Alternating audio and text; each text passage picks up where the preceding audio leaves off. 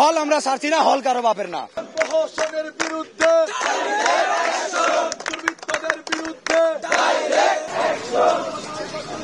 আমাদের গতকাল দেখা গেছে যে বহিরাগত এসে আমাদের বড় ভাইদের উপর আক্রমণ করছে, আমাদের ব্যাটসম্যানদের আক্রমণ করছে। এর একটা বিচার চাই এবং আমাদের যে কম্বাইন্ড যারা আছে, কম্বাইন্ডের দাবিতে যারা মাঠে নেমেছে তাদের একটা সুষ্ঠু সমাধান, যৌক্তিক সমাধান চাই।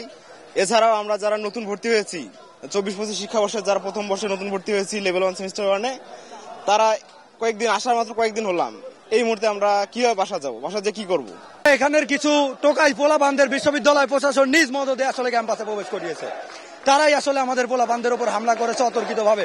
আমরা সে সময় আসলে প্রস্তুত ছিলাম না। আমাদের এখন দাবি হচ্ছে বিশ্ববিদ্যালয়ের প্রশাসনের আলটিমেট 12 ঘন্টার মধ্যে পদত্যাগ। হল আমরা ছাড়ছি না, হল কারো বাপের না। না, আমরা আপাতত হল ছাড়ছি না। পরবর্তীতে কালকে আমাদের উপর যেটা হয়েছে এটা আসলে মানা যায় না। আমরা সবাইকে এভাবে রেখে আমরা আসলে হল ছাড়তে পারবো না। আমরা গতকাল রাতে সংঘর্ষের পরে আমরা রাত 12টা পর্যন্ত আলটিমেটাম দিয়েছিলাম। এর মধ্যে 5টা দাবি ছিল, কিন্তু যে প্রশাসন থেকে মানে ধিক্কার জানাই যে তাদের পক্ষ থেকে আমাদের কোনো একটা ফোন কল আসেনি, তারা আমাদের কোনো খোঁজ খবর নেয় নাই। এত বড় একটা আতঙ্কিত হওয়ার পরও তারা ভার্সিটি কোনো খোঁজ খবর নেয় নাই। এর প্রতি আমরা ধিক্কার জানাই প্রশাসনকে।